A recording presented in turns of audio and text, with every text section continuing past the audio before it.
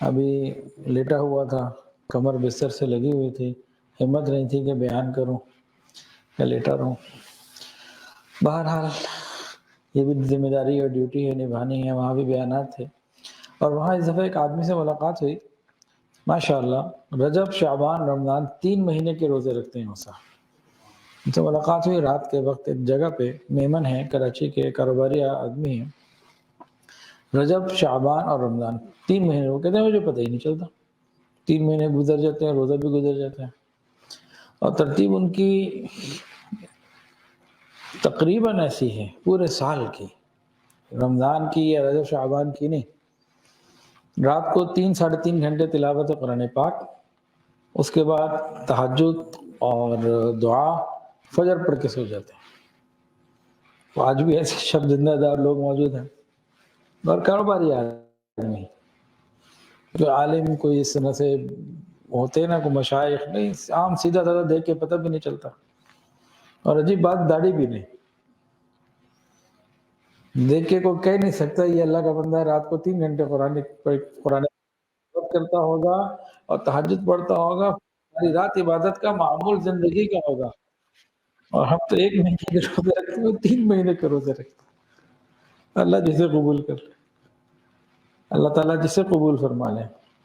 تو اچھی ملاقات ہوئی، بڑا اچھا لگا۔ تو ایسے لوگ بھی ہیں بھائی زمین کے اوپر۔ ابھی کون سا مہینہ چل رہا ہے جی؟ شعبان۔ شعبان کی تاریخیں یاد رکھنے کا حکم۔ پھر 29 شعبان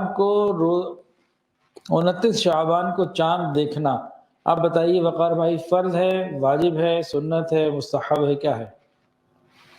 آپ بتائیں۔ ہاں جی، واجب ہے۔ 29 شعبان کو چاند دیکھنا واجب علی الکفایہ ہے۔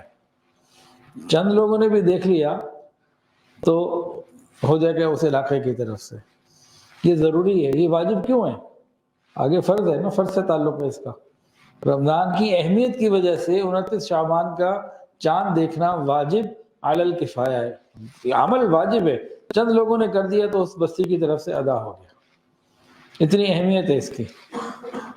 نبی علیہ السلام 29 شعبان کا چاند بہت زیادہ اہتمام سے دیکھتے، اور لوگوں کو بھی کہتے دیکھو، اور باقی اتنا اہتمام نہیں ہوتا تھا، 29 شعبان کا ضرور اہتمام ہوتا۔ کیوں؟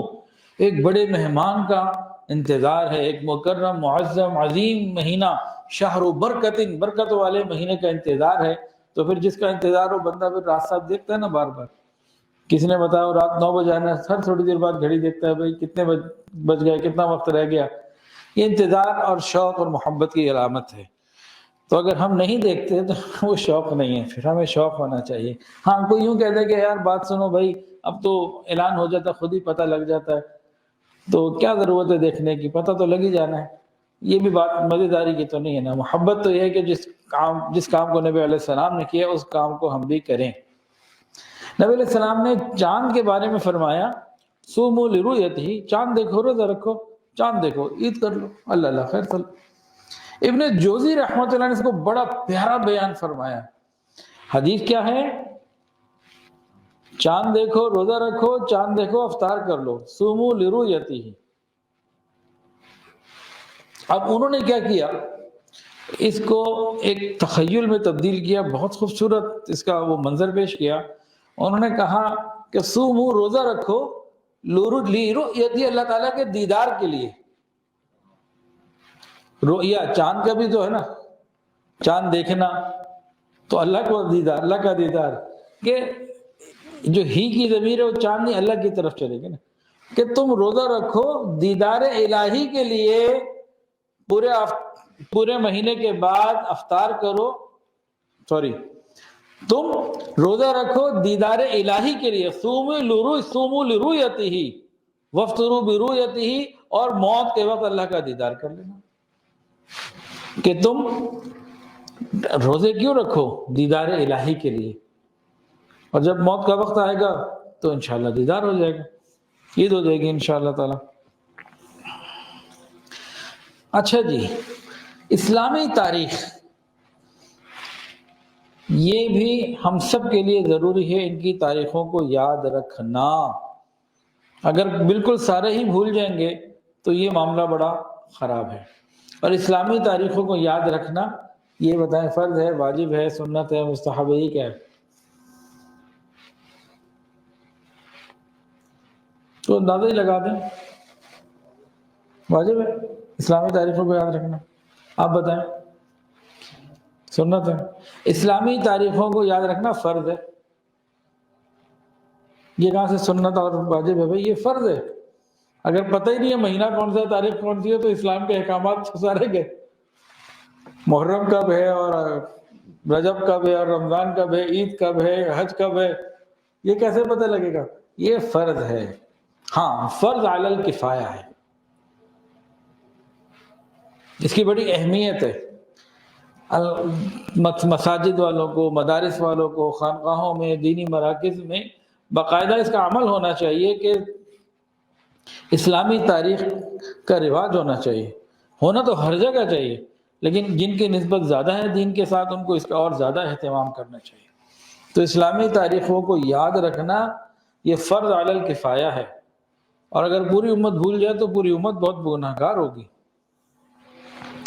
اچھا جی، رمضان کبھی 29 دن کا ہوتا ہے، کبھی 30 دن کا ہوتا ہے، تو سوال یہ ہے کہ 29 دن کا رمضان ہو تو زیادہ ثواب ہے، یا 30 کا ہو تو زیادہ ثواب ہے؟ 30 کا ایک جیسا، اس سے کیا فرق پڑتا ہے؟ 29 ہم نے ایک مہینے کے روزے رکھنے، 29 کا ہو تو 30 کا ہو تو، پورے مہینے کے روزے ہم نے رکھنے۔ اس لیے اس میں کوئی، بعض لوگ نا رمضان کے آخر میں روتے ہیں کہ رمضان چلا گیا، انہیں غم ہو گیا۔ اللہ کے نبی تو نہ روئے، ویڈیوز بھی آتی ہیں، اللہ کے نبی تو کبھی نہیں روئے۔ عید کی خوشی، گناہوں کی معافی کی خوشی، اور درجات کی بلندی، امت کے گناہوں کی معافی، مطلب نبی علیہ السلام سے آتا ہے نا کہ سب کے گناہ معاف ہوتے ہیں۔ تو رمضان آنے کی خوشی اور رمضان مکمل ہونے پر عبادت کی تکمیل کی خوشی اور عید کی خوشی، یہ خوشیاں ہیں۔ ہاں، ایک غم ضرور ہونا چاہیے، وہ انفرادی ہے کہ پتہ نہیں عمل قبول ہوئے کہ نہیں، یہ غم ہونا چاہیے۔ تو ابھی رمضان کا مہینہ آنے والا ہے، تو مہینہ 29 کا ہو یا 30، ہم نے انشاءاللہ پورے مہینے کے روزے رکھنے، اور ہماری نیت پورے مہینے کی ہے، اور وہ جتنے بھی ہوں ہمارا ثواب پورا ہے انشاءاللہ، ہمیں کوئی کمی نہیں ہوگی۔ اللہ تعالیٰ اپنی رحمت عطا فرمائیں گے انشاءاللہ۔ اچھا جی، ایک ٹپ بتاؤں آپ کو بڑی مزیدار۔ نبی علیہ السلام کھجور ہاتھ میں لے کے انتظار میں ہوتے تھے کہ اذان ہو، وقت مکمل ہو تو افطاری کی جائے، انتظار کرتے تھے۔ بھئی دسترخوان پہ چیز رکھی ہوئی، آپ انتظار کر رہے ہیں، کھجور بعض دفعہ ہاتھ میں لینے انتظار کر رہے ہیں۔ یہ کیا ایک عجیب خوبصورت معاملہ ہے، یہ بہت خوبصورت معاملہ ہے کہ حلال پاکیزہ رزق سامنے موجود، اللہ صرف آپ کے حکم کی وجہ سے نہیں کھا رہا ہوں، کمزوری بھی ہو رہی ہے، بھوک بھی لگی ہوئی ہے، چاہت بھی ہے، طلب بھی ہے، سارا کچھ ہے، لیکن آپ کا حکم نہیں، اللہ میں نہیں کھا رہا، اللہ میرے اسی عمل کو قبول کر لے، میرے گناہوں کو معاف فرما۔ تو انسان اللہ سے مانگ سکتے ہیں۔ نبی علیہ السلام اس طرح سے کھجور ہاتھ میں لے کے انتظار فرماتے ہیں۔ اچھا جی، رمضان کا مہینہ، جنت کی سجاوٹ، نبی علیہ السلام نے فرمایا کہ جنت کو رمضان شریف کے لیے خوشبوؤں کی دھونی دی جاتی ہے، اور شروع سال سے آخر سال تک رمضان کی خاطر سے آراستہ کیا جاتا ہے۔ اور رمضان کی پہلی رات عرش کے نیچے ایک ہوا چلتی ہے جس کا نام مسیرہ ہے، اور جنت کے درختوں کے جو پتے ہیں اور درخت دروازوں کے کواڑ ہیں یہ بجنے لگتے ہیں، اور ایسی خوبصورت آواز نکلتی ہے کہ سننے والوں نے اس سے خوبصورت آواز کبھی نہیں سنی ہوتی، اور خوشنما آنکھوں والی حوریں یہ اپنے مکانوں سے نکل کر جنت کے بالا خانوں کے درمیان میں کھڑے ہو کر آواز دیتی ہیں، ہے کوئی اللہ تعالیٰ کے راستے میں آنے والا جس سے ہم منگنی کریں تاکہ اللہ تعالیٰ ہم کو اس سے جوڑ دیں۔ پھر وہی حوریں جنت کے دروازہ رضوان سے پوچھتی ہیں کہ بھئی یہ کیسی رات ہے؟ وہ لبیک کہہ کے جواب دیتے ہیں کہ رمضان مبارک کی پہلی رات ہے، جنت کے دروازے امت محمدیہ صلی اللہ علیہ وآلہ وسلم کے لیے کھول دیے گئے۔ جب رمضان کی پہلی رات میں امت کے لیے جنت کے دروازے کھول دیے جاتے ہیں، نبی علیہ السلام نے فرمایا اللہ تعالیٰ خود جنت کے دروازہ رضوان کو حکم دیتے ہیں کہ جنت کے دروازے کھول دو امت محمدیہ کے لیے، اور جہنم کے دروازہ مالک کو حکم دیتے ہیں بند کر دو میرے محبوب کے امتیوں کے لیے جہنم کے دروازے بند کر دو، تو جنت کے کھلوا دیے جاتے ہیں، جہنم کے بند کروا دیے جاتے ہیں۔ ایسا مبارک مہینہ آ رہا ہے۔ اور جو دشمن ہوتے ہیں نا انسان کے، سرکش شیاطین، ان کو قید کر دیا جاتا ہے۔ حکم ہوتا ہے جاؤ پکڑ لو ان کو، اور جتنے یہ سرکش شیاطین ہوتے ہیں ان کو پکڑ کر زنجیروں میں باندھ کر پانی میں، سمندر میں، دریا میں ان کو قید کر دیا جاتا ہے۔ اور فرمایا یہ جاتا ہے جبرائیل کو حکم ہوتا ہے، جبرائیل علیہ السلام کو، اس لیے انہیں قید کرو کہ میرے محمد کے امتیوں کے روزوں کو خراب نہ کر سکے۔ باقاعدہ ہمارے روزوں کی حفاظت کے لیے کیسا روحانی اور تکوینی نظام چل رہا ہے، کیا ہم نے بھی اپنے روزوں کی حفاظت کی اتنی فکر کی؟ کتنا زبردست نظام، اوپر جنت میں نظام، نیچے زمین پہ نظام ہمارے روزوں کے لیے۔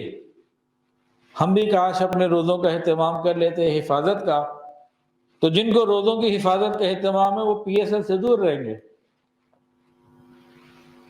جو پی ایس ایل کے میچ بھی دیکھتا رہے، میوزک اور باقی معاملات بھی جاری رہیں، اس کو پھر پرواہ کیوں نہیں ہے کہ اس کے روزے ہیں کہ نہیں ہیں۔ پھر یہی نہیں کہ جنت کے دروازے کھول دیے، جہنم کے بند ہو گئے، شیاطین کو قید کر دیے۔ اس سے آگے رات کو اعلان ہوتا ہے کوئی مانگنے والا کہ میں اس کو عطا کروں، ہے کوئی توبہ کرنے والا کہ میں اس کی توبہ کو قبول کروں، کوئی مغفرت کا چاہنے والا کہ میں اس کی مغفرت کر دوں۔ اور کون ہے جو غنی کو قرض دے؟ اللہ فرما رہے ہیں، اعلان کرواتے ہیں، ارے کون ہے جو غنی، یعنی اللہ رب العزت کو قرض دے، ایسا غنی جو نادار نہیں، جو پورا ادا کرنے والا ہے، جو ذرا برابر کمی نہیں کرتا۔ تو رمضان میں راتوں کو آوازیں لگوائی جا رہی ہوتی ہے کوئی مانگنے والا، توبہ کرنے والا، مغفرت مانگنے والا، ان سب کو میں عطا کروں۔ جب یہ آواز لگ رہی ہوتی نا، حل من سائل فاعطی له، ہے کوئی مانگنے والا کہ میں اسے دوں، کیا مطلب؟ اللہ دینا چاہتے ہیں، اللہ رب العزت دینا چاہتے ہیں، انہیں اعلان ہی نہ لگواتے۔ ایک سادہ سی مثال، اس کی نسبت تو کوئی نہیں ہے لیکن سمجھنے کے لیے، آپ جا رہے ہیں راستے میں، ایک ریڈی والا آوازیں لگا رہا ہے کہ کیلے 100 روپے کے بجائے 80 روپے لے لو، 80 روپے درجن۔ اس کا کیا مطلب؟ دینا چاہتا ہے کہ نہیں دینا چاہتا؟ وہ دینا چاہتا ہے کہ کوئی آئے اور لے لے۔ تو جب آوازیں کوئی لگا رہا ہو کہ بھائی آ جاؤ لے لو، وہ دینا چاہ رہا ہے۔ تو اللہ رب العزت تو مغفرت بھی دینا چاہ رہے ہیں، توبہ بھی قبول فرمانا چاہ رہے ہیں، گناہوں کی معافی بھی دینا چاہ رہے ہیں، ہماری ضروریات بھی پوری کرنا چاہ رہے ہیں۔ تو ہمیں چاہیے کہ ہم اسے فائدہ اٹھائیں۔ اور ساتھ ہی ساتھ یہ بھی، کون ہے جو غنی کو قرض دے؟ کسی شریف آدمی کو قرض دے دو نا، اسے راتوں کو نیند نہیں آتی۔ کئی دفعہ ایسے لوگ آتے ہیں، حضرت جب سے قرضہ لیے نیندیں اڑ گئی ہیں، پریشان ہیں، کیسے واپس کریں؟ کچھ زیور بیچ کے واپس کرتے ہیں، کوئی اپنی پراپرٹی بیچ کے قرضہ واپس کرتے ہیں کہ قرضہ ادا ہو جائے۔ تو جو شریف لوگ قرضے کا بوجھ محسوس کرتے ہیں، وہ ہر ممکن طریقے سے ادا کرتے ہیں، کہ قرض ایک ذمہ داری ہوتی ہے، اور اللہ رب العزت نے تو جو کچھ ہمیں دیا اللہ تعالیٰ کی عطا ہے ہمارے پاس۔ دیکھیں کوئی باپ اپنے بیٹے کو 10 لاکھ روپے دے، بیٹا یہ 10 لاکھ لے لو، 5 منٹ بعد کہے اس میں سے 10 روپے مجھے دے دینا، 5 روپے مجھے دے دینا، قرضے کے طور پر۔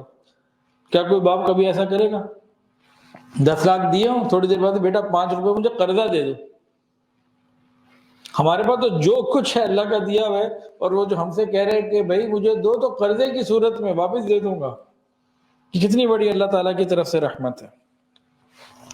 رمضان مبارک میں افطاری کے وقت روزانہ 10 لاکھ لوگوں کی مغفرت ہوتی ہے، بلا ناغہ افطاری کے وقت 10 لاکھ لوگ، اور وہ بھی ایسے جن کی یہ جہنم ان کے اعمال کی وجہ سے انہیں مل رہی تھی، ان کو۔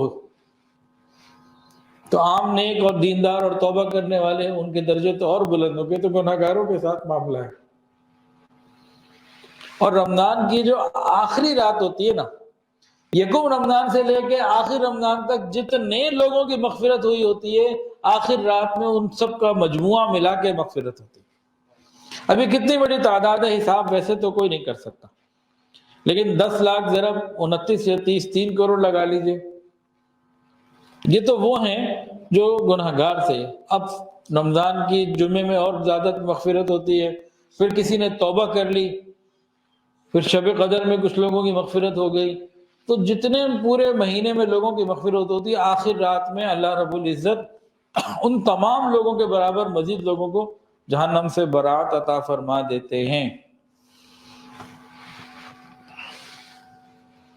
اتنی رحمتوں والا مہینہ، اللہ ہمیں قدردانی کی توفیق عطا فرمائے اور اس کو صحیح طریقے سے گزارنے کی توفیق عطا فرمائے. اس کے لیے پلاننگ کی ضرورت ہوتی ہے.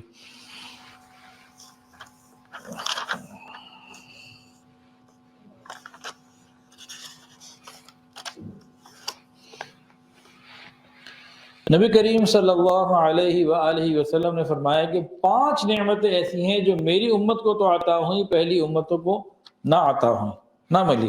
تو کون سی ہیں؟ فرمایا کہ رمضان کے بارے میں 5 باتیں جو پہلی امتوں کو نہ ملی. پہلی بات کہ ان کے منہ کی بدبو اللہ رب العزت کو مشک کی خوشبو سے زیادہ پسندیدہ ہے. انسان بھوکا ہو نا تو معدے کے اندر سے ایک اسمیل آتی ہے، اللہ اس کے بھی قدردان ہے کہ روزے دار کے منہ کی جو اسمیل ہے اس کو اللہ تعالیٰ مشک سے زیادہ پسند فرماتے ہیں. دوسرا، روزے دار کے لیے دریا کی مچھلیاں دعا کرتی رہتی ہیں، استغفار کرتی رہتی ہیں جب تک کہ روزہ کھول نہ لیا جائے.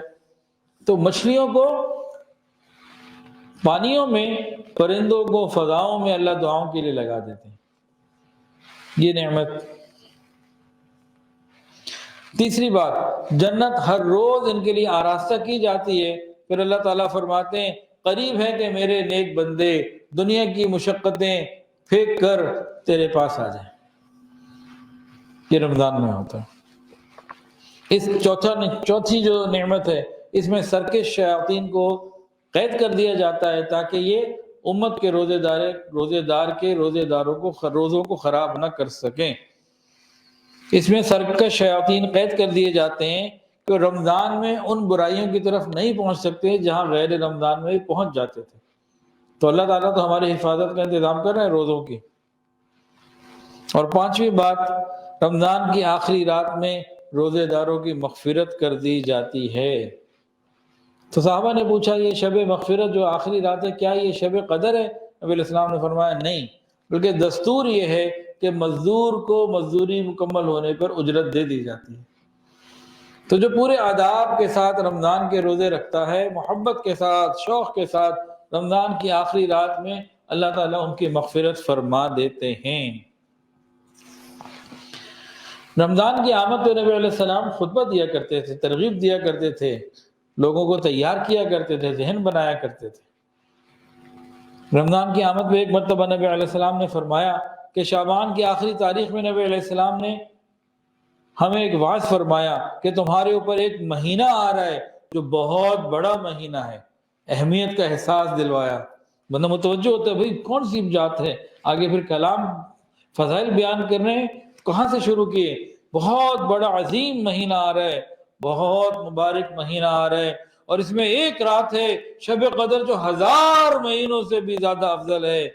اتنی تفصیل بتا کے، فضائل سمجھا کے پھر فرمایا اللہ تعالیٰ نے اس کے روزے کو فرض قرار دیا اور اس کی رات کے قیام یعنی تراویح کو ثواب کی چیز بنا دیا. جو شخص اس مہینے میں کسی نیکی کے ساتھ اللہ تعالیٰ کا قرب حاصل کرے وہ ایسا ہی ہے جیسے غیر رمضان میں فرض ادا کیا، یعنی نفل کا ثواب فرض کے معنی کر دیا جاتا ہے اور فرائض کا ثواب 70 گنا بڑھا دیا جاتا ہے. یہ مہینہ صبر کا مہینہ، اور صبر کا بدلہ جنت. آقا نے فرمایا یہ مہینہ رمضان کا صبر کا مہینہ اور صبر کا بدلہ جنت ہے. یہ مہینہ لوگوں کے ساتھ غمخواری کرنے کا ہے، اور اس مہینے میں مومن کا رزق بڑھا دیا جاتا ہے. رمضان مبارک میں مومن کا رزق بڑھا دیا جاتا ہے.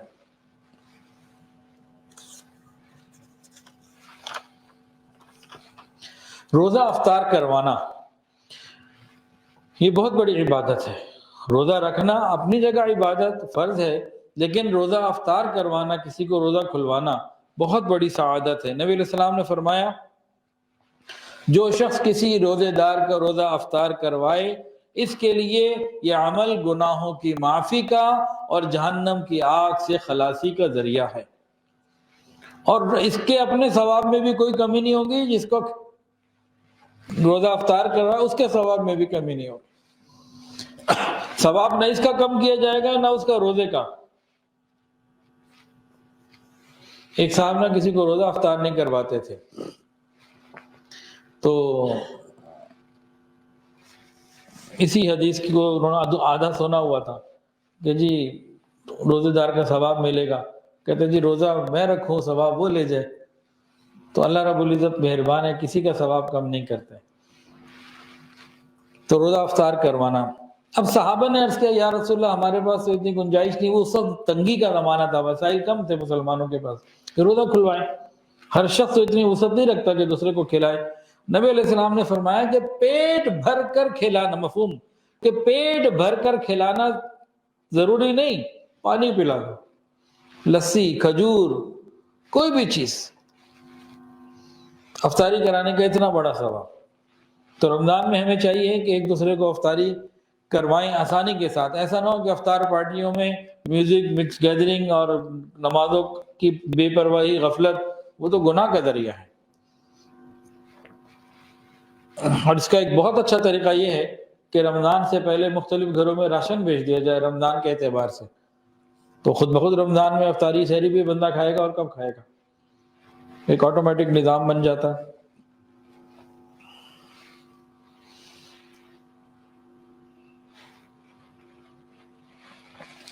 کھجور افطاری میں کھانا سنت ہے، سب جانتے ہیں، کھجور سحری میں کھانا بھی سنت ہے۔ سحری کے کھانے کو آقا نے فرمایا ہے کہ مکمل برکت والا کھانا ہے، اور جو سحری کرتا ہے ملائکہ اس پر رحمت کی برسات ہوتی ہے، فرشتوں کی طرف سے رحمت کے فرشتے آتے ہیں، اس کے لیے دعائیں ہوتی ہیں سحری کرنے والے کے اوپر۔ سحری کرنے کا وقت کیا ہے؟ بالکل آخری وقت، وہ افضل وقت ہے۔ نبی علیہ السلام نے فرمایا کہ سحری ضرور کیا کرو، چاہے ایک گھونٹ پانی سے ہو چاہے کھجور سے ہو۔ افطاری کے وقت نبی علیہ السلام کی جو عادت مبارکہ تھی، جو چیزیں ملتی ہیں اس میں پکی ہوئی چیزیں نہیں ہیں۔ افطاری میں جو پہلی چیز جو کھانی ہے نا، وہ پکی ہوئی چیزوں سے نہیں ہوتا تھا۔ جیسے ہمارے زمانے میں ہم اس کو سمجھ لیں سموسا، جلیبی، پکوڑے، یا ڈائریکٹ ہم نے سالن کھا لیا، نہیں، یہ چیزیں نہیں۔ افطاری کن چیزوں سے کرنی ہے؟ کھجور، چھوارا، لسی، پانی، دودھ، ان میں سے کوئی چیز مل جائے، سادہ پانی بھی ٹھیک ہے۔ اور انہوں نے لکھا، طبیبوں نے لکھا، حکیم لکھتے ہیں کہ افطاری کے وقت پہلے پانی پی لینا جو ہے نا، یہ بہتر ہے، کھجور اور پانی وغیرہ کھانا کھانے سے پہلے، کہ معدہ اور جگر تر ہو جاتے ہیں، 12، 15، 16 گھنٹے کا گیپ آیا ہوتا ہے، تو پانی پینا جو ہے نا کھجور کے ساتھ یہ بہتر ہے، صحت کے لیے بہت بہتر ہے۔ رمضان المبارک کے 3 عشرے، کتنے جی؟ 3۔ اول حصہ رحمت، دوسرا مغفرت، اور تیسرا جہنم سے خلاصی۔ پہلا حصہ اللہ تعالیٰ کی طرف سے رحمت کا ہے، دوسرا حصہ مغفرت کا ہے، اور آخری حصہ آزادی کا ہے جہنم کی آگ سے۔ اس کو میں نے اپنے پیر، اپنے شیخ حضرت پیر حافظ ذوالفقار احمد نقشبندی دامت برکاتہ العالیہ سے سنا اس بات کے بارے میں۔ انہوں نے فرمائی ایک بات، فرمایا کہ لوگ بھی 3 طرح کے ہیں: دیندار نیک لوگ، عام لوگ، عام، اور پھر گناہگار لوگ پرلے درجے کے۔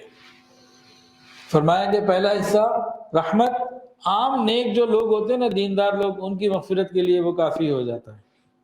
پھر رحمت بڑھتے بڑھتے مغفرت کی طرف چلتی ہے، تو جو چھوٹے موٹے گناہگار ہوتے ہیں نا، اس کے بعد والے درجے کے، نیچے والے درجے کے، یہ دوسرا عشرہ ان کی مغفرت کا ذریعہ بن جاتا ہے۔ پھر اللہ کی رحمت بڑھتی چلی جاتی ہے، جو بہت گناہگار طبقہ ہوتا ہے نا، یہ جہنم سے خلاصی والے، اس میں خلاصی پا لیتے ہیں۔ تو ہر طبقے کے لیے اللہ تعالیٰ نے رحمت فرما دی۔ رمضان مبارک میں 4 کام کرنے کا نبی علیہ السلام نے حکم فرمایا کہ یہ 4 کام خوب کثرت سے کیا کرو۔ فرمایا کہ 2 چیزیں ایسی ہیں جو اللہ تعالیٰ کی رضا کا ذریعہ ہیں، اور 2 چیزیں ایسی ہیں کہ اس کے بغیر تمہیں چارہ کوئی نہیں۔ جو اللہ تعالیٰ کی رضا کے ذریعے ہیں وہ کون سی 2 چیزیں ہیں جی بتائیں؟ یہ تو حدیث بار بار پڑھی اور سنی ہے، فضائل اعمال میں بھی ہے، کلمہ طیبہ اور استغفار، یہ 2 چیزیں ایسی ہیں ان کی خوب کثرت کرنے کا حکم، اور فرمایا کہ اللہ تعالیٰ کی رضا کا ذریعہ ہیں۔ کلمہ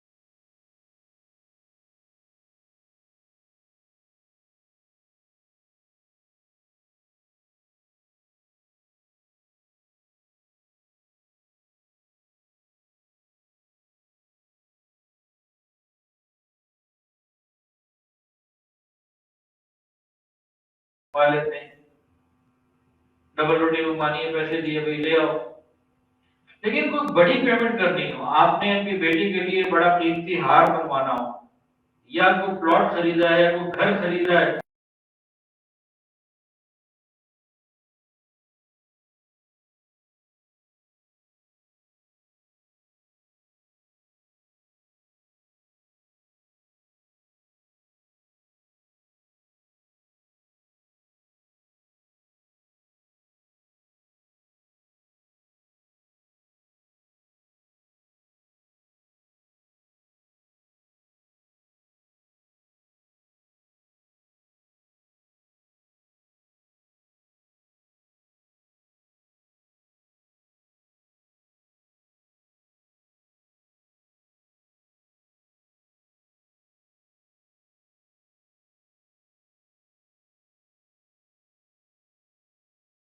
نے خود رکھا.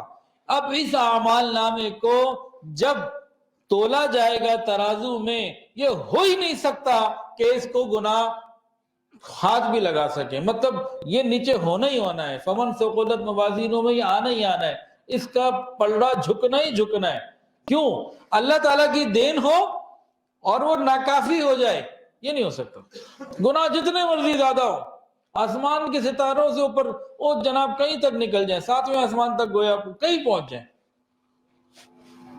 لیکن اگر اللہ تعالیٰ کی دین ادھر موجود ہو اور وہ ادھر ڈال دی جائے تو اللہ تعالیٰ کی دین کے بعد بندے کو کسی اور چیز کی ضرورت پڑ جائے، یہ نہیں ہو سکتا. بھئی نمازیں آپ نے پڑھی، نمازوں کا ثواب مل گیا، حج کیے، حج کا ثواب مل گیا، لیکن ہو سکتا ہے کوئی گناہ ایسا آ جائے جو نماز اور حج کو بھی روک دے. لیکن جو اللہ تعالیٰ خود عطا فرمائیں گے پھر کوئی ٹینشن نہیں. میں تو بھئی اس سے یہی سمجھاؤں. اب اس کو دوبارہ سمجھ لیتے ہیں، سن لیتے ہیں. میں نے جو سمجھا میں نے آپ کو بتا دیا. کہیں میں نے پڑھا تو نہیں ہے یہ والی بات، لیکن دل میں اور کہیں اکابر کی ہوگی انشاءاللہ ضرور اس سے بہتر بھی ہوگی، لیکن مجھے جو دل میں آیا یہ میں نے عرض کر دیا. اللہ تعالیٰ کیا فرما رہے ہیں؟ میرے بندو، روزہ میرے لیے ہے، اس کی جزا، اس کا بدلہ، اس کا ثواب میں خود دوں گا. اور جو چیز اللہ تعالیٰ بندے کو اتنے اہتمام کے ساتھ عطا فرما دیں وہ پھر بندوں کے گناہوں سے پھر بڑھ جائے گی، وہ کام اس کا سیٹ ہو جائے گا انشاءاللہ.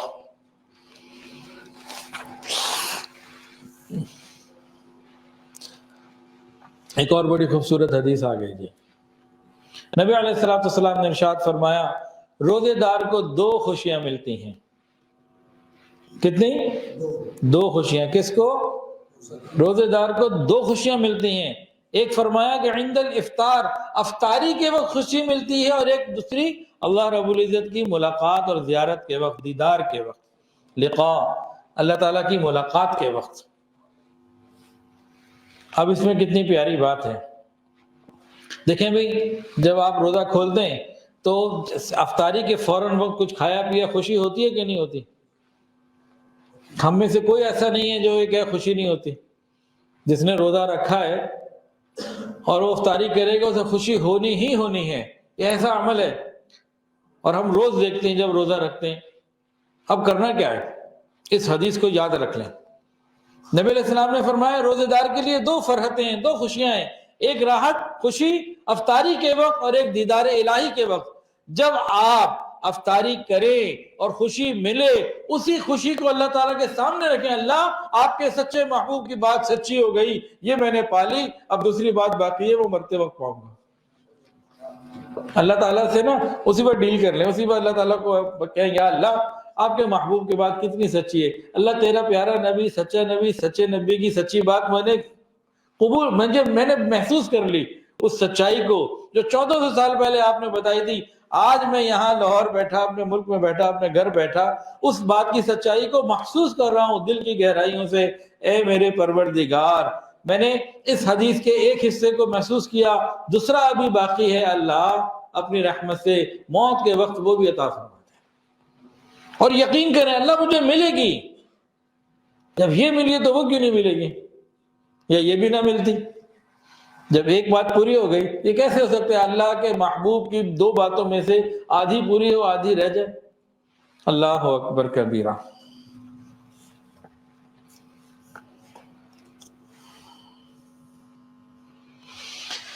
رمضان کا مہینہ تو بس گناہوں کی مغفرت کا مہینہ ہے. نبی علیہ السلام نے ارشاد فرمایا، جس نے رمضان کے روزے ثواب کی نیت سے ایمان کے ساتھ صحیح طریقے سے رکھے، پچھلے سارے گناہ معاف. غفر لہ ما تقدم من ذنبہ.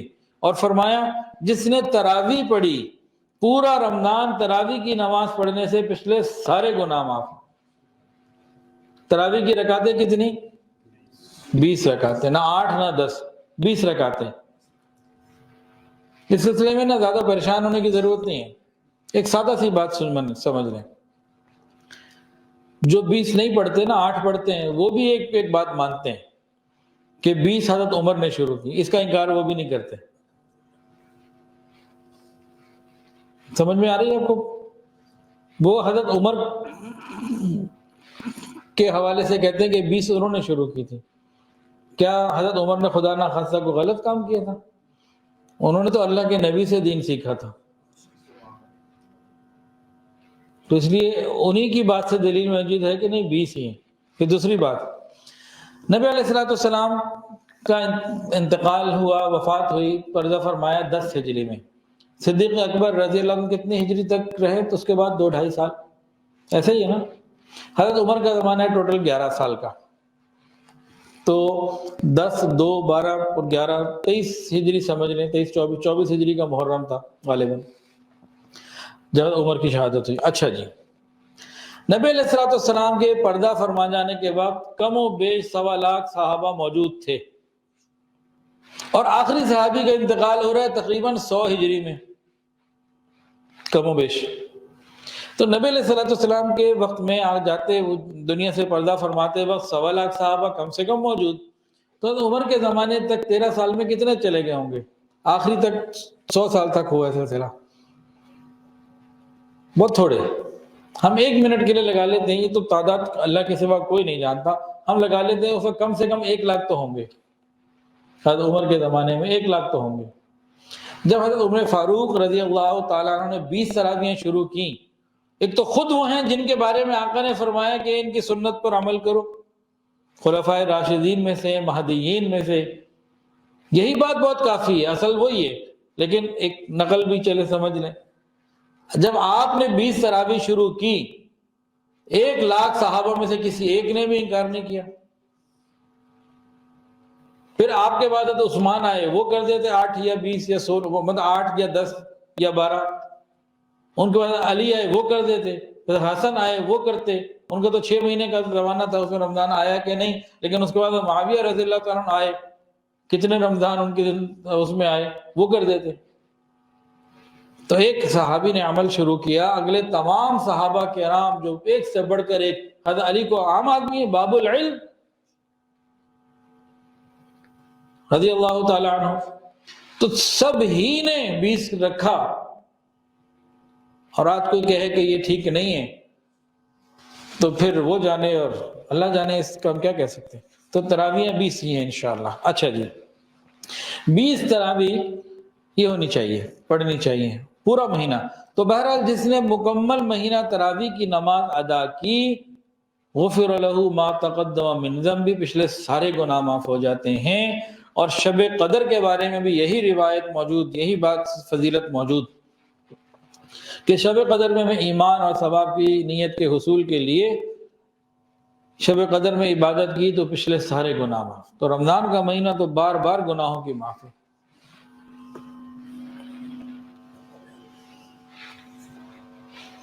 قیامت کے دن روزہ اور قرآن مجید، یہ دونوں روزے دار کی شفاعت کریں گے، اللہ تعالیٰ سے سفارش کریں گے. روزہ کہ اللہ سارا دن اس کو بھوکا پیاسا میں نے رکھا، گناہوں سے بھی بچتا رہا، اللہ کو جنت عطا فرما دیجئے. رمضان قرآن پاک کہے گا اللہ یہ مجھے رات کو بھی پڑھتا تھا، دن میں بھی پڑھتا تھا، رمضان میں اس نے میرے سے بڑی دوستی رکھی ہوئی تھی، اللہ تعالیٰ اس کی مغفرت فرما دیجئے. اللہ تعالیٰ دونوں کی شفاعت کو قبول کر کے روزے دار کو جنت عطا فرما دے. کچھ خواتین کا تذکرہ بھی ہو جائے جی. کیا کہا تھا علامہ اقبال نے، ہے وجود زن سے تصویر کائنات میں رنگ. تو کچھ عورتوں کی بات بھی ہو جائے.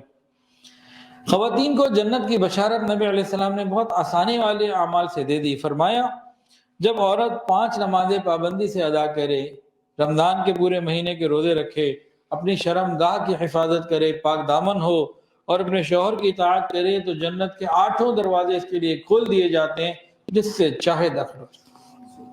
ان کاموں میں ایک رمضان کے روزے ہیں.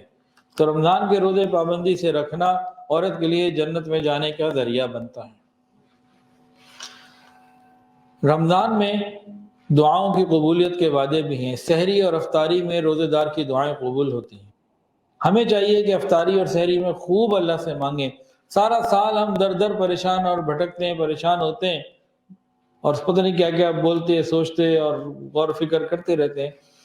رمضان میں پابندی ہو ہماری افطاری اور سحری میں دعاؤں کا سلسلہ ہو تو انشاءاللہ اگر ہم پابندی سے دعا مانگیں گے، اپنی زبان سے نکلی ہوئی دعاؤں کو اپنی آنکھوں سے قبول ہوتا دیکھیں گے. چند کام ہیں جن سے بچنا ہے. روزے کو خراب نہیں کرنا، پھاڑنا نہیں ہے. نبی علیہ السلام نے فرمایا روزہ ڈھال ہے جب تک کہ پھاڑ نہ دیا جائے. پھٹتا کیسے؟ جھوٹ، غیبت، میوزک. پی ایس ایل دیکھنے سے بھی روزہ پھٹ جائے گا. روزہ رکھ کے پی ایس ایل دیکھنا اور تراویح بھی نہ پڑھنا اور ان چکروں میں رہنا، تو اس بیچارے کو رمضان سے تو کچھ نہیں ملے گا.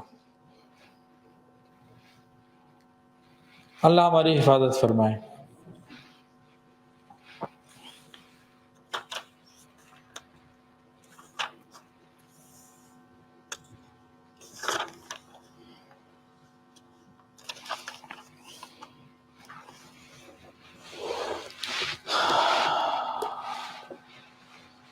رمضان کے مہینے میں فضیلتیں تو بہت زیادہ ہیں، لیکن کچھ خطرے والی باتیں بھی ہیں. آقا صلی اللہ علیہ وآلہ وسلم نے ممبر کے اوپر قدم رکھا، مبارک قدم رکھا، فرمایا آمین. صحابہ نے پوچھا یا رسول اللہ صلی اللہ علیہ وآلہ وسلم آپ نے آمین فرمایا، ایسا تو آپ کا معمول نہیں. فرمایا کہ جبرائیل امین آئے تھے اور یوں کہا کہ برباد ہو جائے وہ شخص جس نے رمضان کا مہینہ پایا اور اپنی مغفرت نہ کروائی. میں نے کہا ملائکہ کے سردار جبرائیل کی بددعائی کوئی مان نہیں تھی. نبی علیہ السلام نے آمین کی مہر بھی لگا دی. حیرت کی بات ہے رحمت للعالمین نے جو اپنی امت سے اتنی محبت کرتے ہوں، کھانا کھاتے کھاتے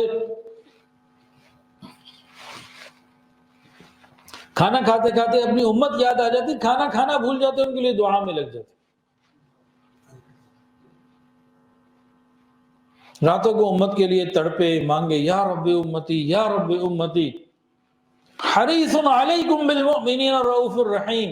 نبی علیہ السلام کے بعد بہت گراں گزرتی ہے کہ کسی امتی کو کوئی تکلیف پہنچے، گویا کانٹا بھی چبھے تو آپ کو اچھا نہیں لگتا. رحمت للعالمین، ماؤں سے زیادہ رحمت کرنے والے، محبت کرنے والے، خیر خواہ. آپ نے بددعا کیسے کر دی؟ کسی ماں کے سامنے اس کے بیٹے کو بددعا دی جائے، ماں آمین کہتی ہے. یہ کیا ہے؟ کوئی تو بات ہے. علماء نے فرمایا اس کی وجہ یہ ہے کہ رمضان میں اللہ تعالیٰ کی طرف سے اتنی رحمتوں کی کثرت ہوتی ہے، اتنی موسلا دھار رحمتیں بارش کی طرح برس رہی ہوتی ہیں. اس میں بھی اگر کوئی بندہ ان کا خیال نہ کرے اور ان سے فائدہ نہ لے تو اس کا پھر جہنم میں جانا ہی بنتا ہے. اس لیے اتنی سخت بات. پھر ابن جوزی رحمۃ اللہ علیہ نے ایک حدیث لکھی ہے، فرماتے ہیں نبی علیہ السلام نے ارشاد فرمایا جو رمضان کے مہینے میں بھی نافرمانی اور بڑے بڑے گناہ کرتا رہے، چوری اور شراب اور مختلف بڑے گناہ کرتا رہے، اس کے نہ فرض قبول ہوتے ہیں نہ روزے قبول ہوتے ہیں. تو ہمیں یہ قبول بھی کروانے ہیں حفاظت کر کے. اور ایک آخری واقعہ سن لیجئے. نبی علیہ السلام منی میں تھے، صحابہ کرام کو ایک بات سنائے، واقعہ سنائے. فرمایا کہ قیامت کا دن ہوگا اور میرے ایک نوجوان امتی کو فرشتوں نے پکڑا ہوا ہوگا، اس کی مار رہے ہوں گے، پھینٹی لگ رہی ہوگی، اس کی لے جا رہے ہوں گے. وہ مجھے دیکھے گا، میری طرف آ کے میرے کپڑے کو پکڑ لے گا. اب حال یہ ہوگا کہ اس نے مجھے پکڑا ہوا، فرشتوں نے اسے پکڑا ہوا، فرشتے اسے مار رہے ہیں. نبی علیہ السلام کو کتنا غم اور دکھ ہوگا اس امتی کے اوپر، کیفیت کی کہ آپ کے امتی کو مارا جا رہا ہے اور آپ کے غم دل میں تو یہ غم ہوگا. نبی علیہ السلام فرشتے سے پوچھیں گے کہ بھئی اس کا کیا جرم ہے؟ فرشتے کہیں گے کہ اس کا جرم یہ ہے کہ اس کو رمضان کا مہینہ ملا، اس نے رمضان کا مہینہ پایا اور گناہ کرتا رہا، توبہ نہ کی، اس کو موت آ گئی. یہ اس کا جرم ہے کہ رمضان میں بھی اللہ کی نافرمانی کرتا رہا. نبی علیہ السلام اس نوجوان سے پوچھیں گے، اور حالت وہی ہے کہ اس نے نبی علیہ السلام کو پکڑا ہوا ہے کپڑے کو، اور اس فرشتوں نے اس کو پکڑا ہوا ہے، اس کو مارتے جا رہے ہیں. نبی علیہ السلام نے پوچھیں گے تم نے قرآن نہیں پڑھا تھا؟ قرآن سے سنا نہیں، سمجھا نہیں تھا تم نے مسئلے کو؟ ہاں وہ تو مجھے معلوم تھا لیکن بھول گیا تھا، غلطی ہو گئی تھی، غفلت ہو گئی تھی. اب نبی علیہ السلام اللہ تعالیٰ سے سفارش کریں گے کس کے لیے؟ جس نے رمضان میں بھی نافرمانیاں کی تھیں، توبہ نہیں کی تھی۔ اللہ تعالیٰ نبی علیہ السلام سے عرض کریں گے، نبی علیہ السلام اللہ رب العزت سے عرض کریں گے، یا اللہ میرے امتی ہے، رحمت فرما دیجئے۔ اللہ رب ذوالجلال نبی علیہ السلام کو فرمائیں گے، احمد اس کا فریق مخالف بڑا قوی ہے، جس نے اس کے خلاف مقدمہ دائر کیا ہوا ہے وہ بڑا قوی ہے، کیس بڑا سالڈ ہے پیچھے۔ آقا صلی اللہ علیہ وسلم اللہ تعالیٰ سے عرض کریں گے، یا اللہ مجھے بتا دیجئے حتیٰ ارضی میں اسے راضی کر لوں۔ جیسے بعض جگہ آتا ہے نا کہ کسی نے کسی کا حق دینا ہوتا تھا اور وہ نہیں دے پا رہا تو اللہ تعالیٰ اس کو کہیں اور سے دے دیں گے۔ نبی علیہ السلام اس کی سفارش کرتے ہیں دعا میں، یا اللہ اس کو اپنے پاس سے دے دے اور اس کو جنت مل جائے، اور اس کو اتنا دے دے کہ وہ بھول جائے اپنے حق کو اور معاف کر دے، خوش ہو جائے۔ اس طرح کے معاملات آتے ہیں نا۔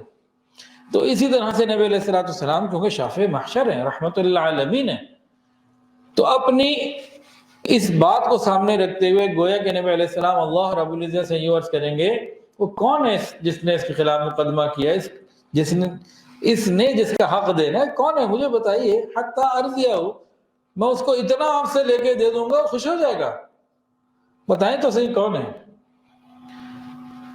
اللہ فرمائیں گے کہ احمد اس کا فریق مخالف رمضان کا مہینہ ہے، احمد اس کا فریق مخالف رمضان کا مہینہ ہے۔ تو نبی علیہ السلام ایک دم فرما دیں گے، انا بری ہوں من کا، میں اس سے بری ہوں۔ پھر اس نوجوان کو جہنم میں پھینک دیا جائے گا۔ تو رمضان میں اللہ تعالیٰ کی نافرمانی، رمضان میں گناہ کرنا، رمضان کا فائدہ نہ اٹھانا، یہ بڑی محرومی کی بات ہے۔ ایک حدیث کے اندر آتا ہے کہ رمضان سے صرف وہی محروم رہ سکتا ہے جو واقعی محروم ہو، کوئی اور محروم نہیں رہ سکتا۔ جو بالکل بدقسمت ہے وہی محروم رہ سکتا ہے۔ اللہ تعالیٰ ہمیں محروم بننے سے محفوظ فرمائے۔ اس آنے والے رمضان کو ہماری زندگی کا بہترین رمضان ہمیں بنانے کی توفیق عطا فرمائے۔ وآخر دعوانا ان الحمدللہ رب العالمین۔ توبہ کے کلمات پڑھ لیجئے، جو بیعت کرنا چاہیں بیعت کی نیت بھی کر سکتے ہیں۔ ساتھ ساتھ پڑھ لیجئے، بسم اللہ الرحمن الرحیم، لا الہ الا اللہ محمد رسول اللہ، اشہد ان لا الہ الا اللہ واشہد ان محمد عبدہ ورسولہ، استغفر اللہ ربی من کل ذنب واتوب الیہ، استغفر اللہ ربی من کل ذنب واتوب الیہ،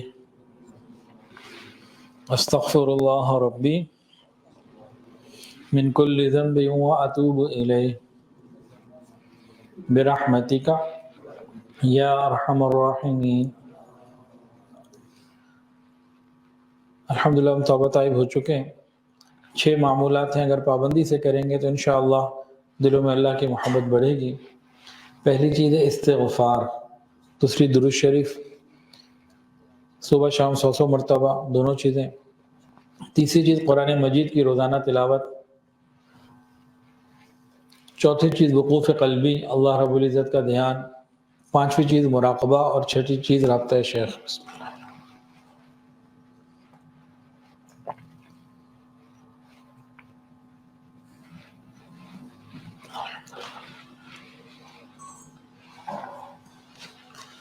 مراقبے سے پہلے ایک اعلان، انشاءاللہ اس اتوار کو تو بیان ہوگا عصر سے مغرب۔ رمضان میں جو ترتیب ہے وہ ظہر کے بعد ہے، انشاءاللہ تعالی 1:30 بجے ظہر کی نماز ہوگی اور اس سے متصل بیان ہوگا، تقریباً 2:45 تک انشاءاللہ مکمل ہو جائے گا۔ تو رمضان المبارک میں ہر سال یہ ترتیب ہوتی ہے، تو 1:30 بجے نماز ظہر اور اس کے ساتھ ہی انشاءاللہ العزیز مجلس ذکر بیان مکمل کر کے 3 بجے تک انشاءاللہ یہ مکمل ہو جائے گا۔ تو اس کا اعلان جو ہے وہ باقی لوگوں کو بھی اطلاع کر دی جائے، اور حسیب بھائی اس کا واٹس ایپ کا امیج بھی بنوا لیا جائے کہ رمضان کی ترتیب جو ہے وہ 1:30 پہ نماز ظہر انشاءاللہ بیان نہیں اتوار رمضان میں بدھ کو بیان ہی نہیں ہوتا جزاک اللہ رمضان میں بدھ کو کوئی بیان نہیں ہوتا اس ترتیب والا تو اتوار کا ہی ہوتا ہے رمضان میں بھی یہاں تراویح ہوتی ہے تراویح کے بعد روزانہ بیان ہوتا ہے تو اس میں پھر بدھ بھی آ جاتی ہے اور منگل بھی آ جاتی ہے مراقبہ کر لیجیے آنکھوں کو بند کر لیجیے سروں کو جھکا لیجیے یہ خیال کر کے بیٹھیں کہ اللہ کی رحمت آ رہی ہے میرے دل میں سما رہی ہے میرا دل کہہ رہا ہے اللہ اللہ اللہ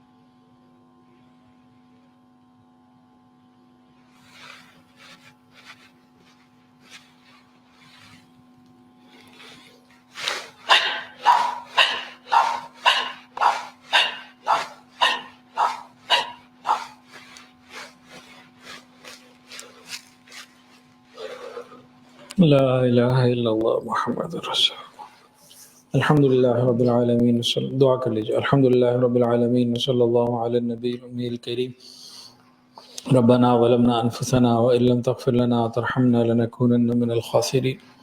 اللہ ہم آپ کے عاجز مسکین بندے ہیں، اللہ ظاہر میں بندے حقیقت میں نہایت ہی گندے ہیں۔ یا اللہ ہمارے دلوں کی گندگیوں کو دور فرما، ہمارے سینوں کو اپنے نور سے منور فرما، ہمارے دلوں کو اپنی یاد سے آباد فرما۔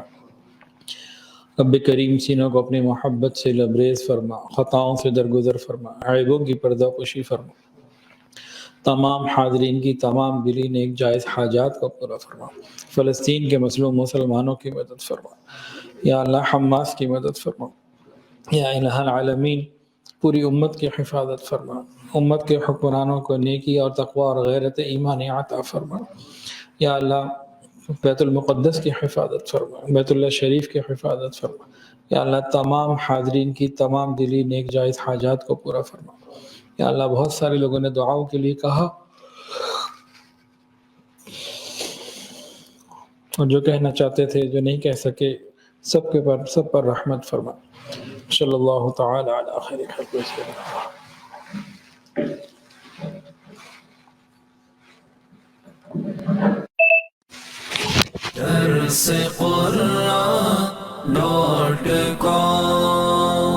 www.darsequran.com